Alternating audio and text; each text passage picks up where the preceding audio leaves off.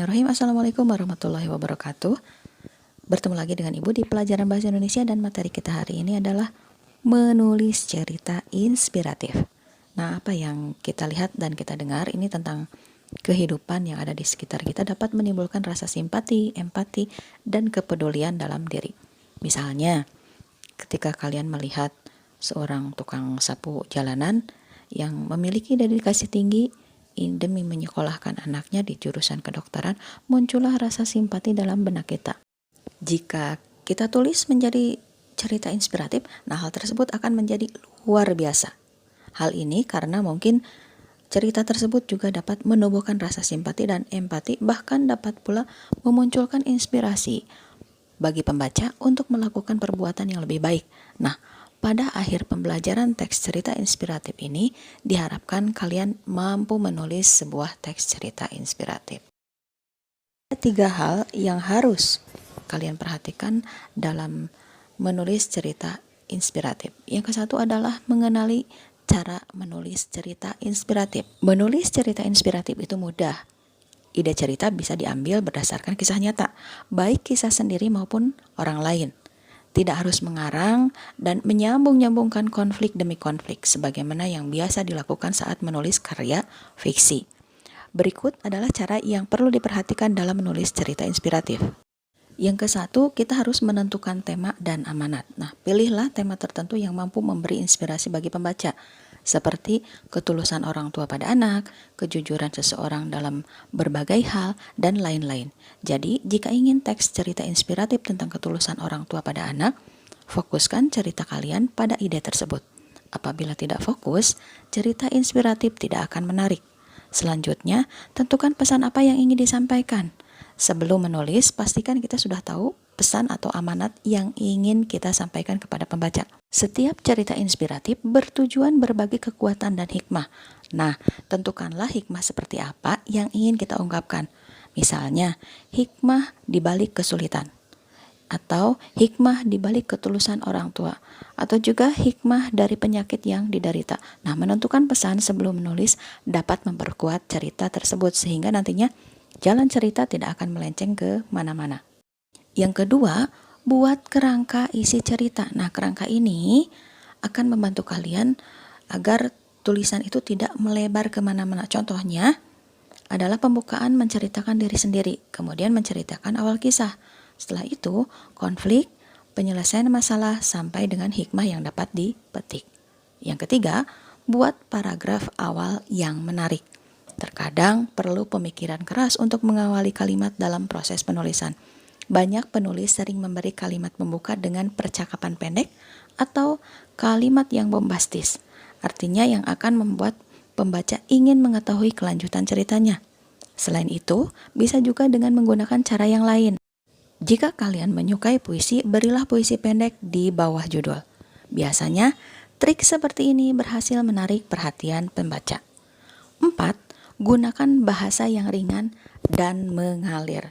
Nah, untuk menulis cerita inspiratif tidak sama dengan menulis karya sastra yang bisa menggunakan bahasa-bahasa tingkat dewa, artinya yang bahasanya itu tinggi gitu. Nah, usahakan bahasanya sederhana tetapi tetap bisa menyentuh. Nah, hal ini dilakukan agar cerita inspiratif yang ditulis sesuai dengan tujuannya, yaitu berbagi hikmah dan kekuatan. Usahakan penuturan kita juga mudah dicerna pembaca dan hindari penuturan yang bertele-tele. Yang kelima, libatkan emosi secukupnya. Perlu ditegaskan lagi ya bahwa tujuan dari cerita inspiratif adalah berbagi kekuatan dan hikmah. Intinya, cerita harus bisa menginspirasi pembaca. Sekarang, coba ingat kembali cerita inspiratif yang pernah kalian baca.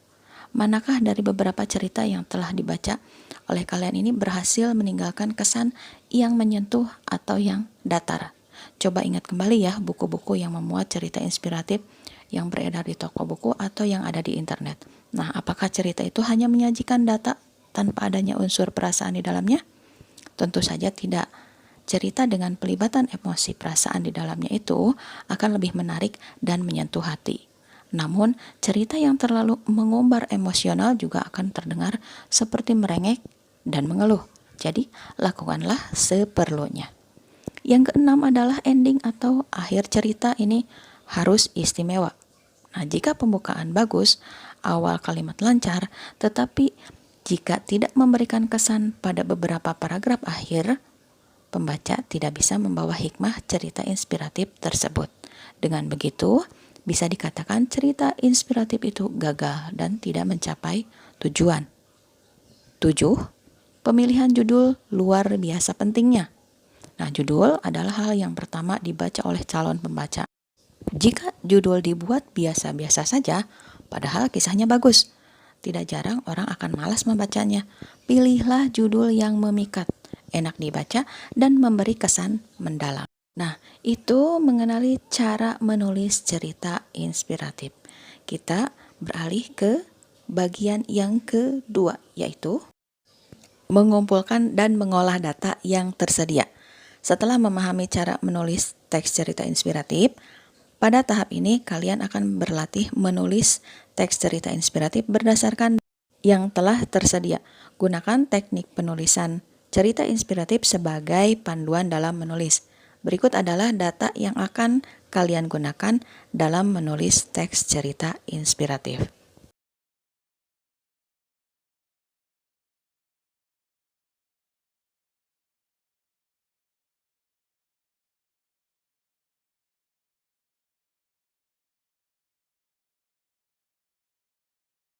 Berdasarkan data tersebut, kalian bisa mengembangkannya menjadi sebuah teks cerita inspiratif agar cerita inspiratif tersebut lebih menarik dan mengesankan.